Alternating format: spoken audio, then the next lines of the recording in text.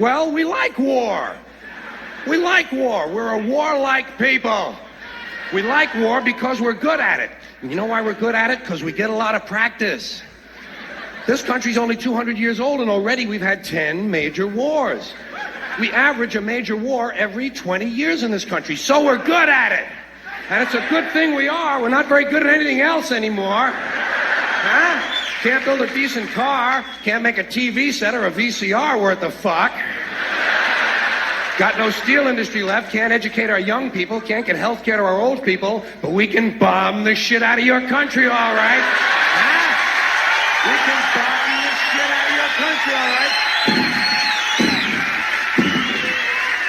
right? Especially if your country is full of brown people. Oh, we like that, don't we? That's our hobby.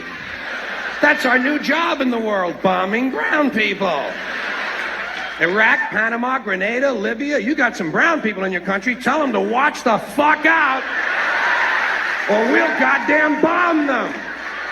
Well, when's the last white people you can remember that we bombed? Can you remember the last white? Can you remember any white people we've ever bombed? The Germans, those are the only ones, and that's only because they were trying to cut in on our action.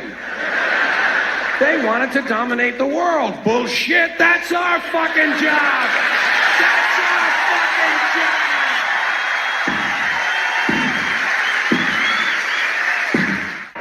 Think of how we started. Think of that. This country was founded by a group of slave owners who told us all men are created equal. Oh yeah, all men, except for Indians and niggers and women, right? Always like to use that authentic American language. This was a small group of unelected white male land-holding slave owners who also suggested their class be the only one allowed to vote. Now that is what's known as being stunningly and embarrassingly full of shit. And I think Americans really show their ignorance when they say they want their politicians to be honest. What are these fucking cretins talking about? If honesty were suddenly introduced into American life, the whole system would collapse. No one would know what to do. Honesty would fuck this country up. And I think deep down Americans know that. That's why they elected and re-elected Bill Clinton. That's why.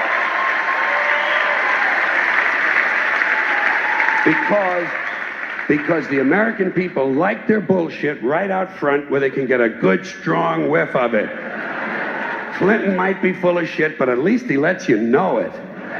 Dole tried to hide it, didn't he? Dole kept saying, I'm a plain and honest man. Bullshit.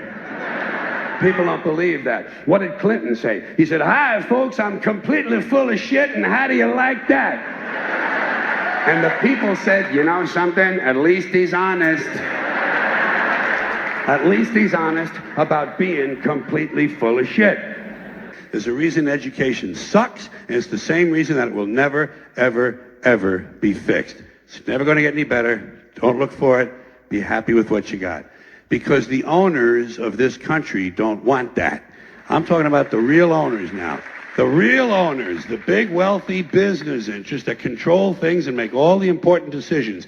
Forget the politicians. The politicians are put there to give you the idea that you have freedom of choice. You don't.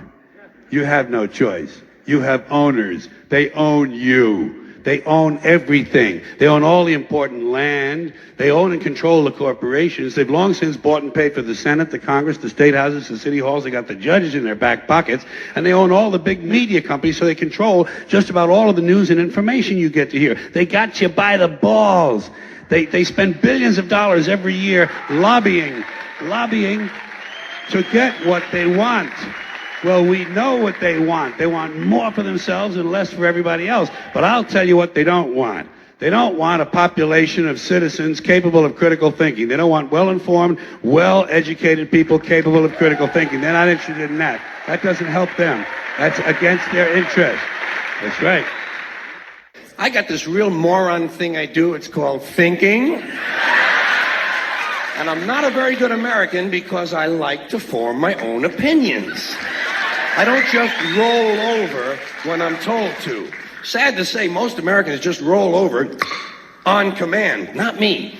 I have certain rules I live by. My first rule, I don't believe anything the government tells me. Nothing.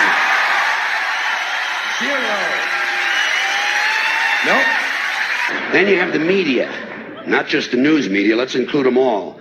The media are almost literally exploding with bullshit because they're located right at the crossroads of all the other bullshit. The media are made up of equal parts advertising, politics, business, public relations, and show business. These people are sitting right at bullshit junction. There's enough bullshit in the media for Texas to open a branch office. And you still have enough left over to start 2 law firms and a Christian bookstore. Because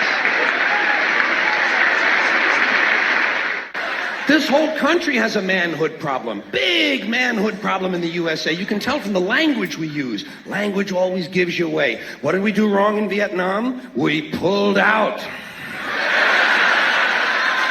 Not a very manly thing to do, is it? When you're fucking people, you gotta stay in there and fuck them good. Fuck them all the way. Fuck them till the end. Fuck them to death. Fuck them to death. Fuck them to death. Stay in there and keep fucking them until they're all dead. We left a few women and children alive in Vietnam, and we haven't felt good about ourselves since. That's why in the Persian Gulf, George Bush had to say, this will not be another Vietnam. He actually used these words. He said, this time we're going all the way. Imagine an American president using the sexual slang of a 13-year-old to describe his foreign policy. If you want to know what happened in the Persian Gulf, just remember the names of the 2 men who were running that war. Dick Cheney and Colin Powell. Somebody got fucked in the ass. You know, if I had to say to you, what is the answer? I would say massive bloodshed. I really would. I don't really, honestly, deep down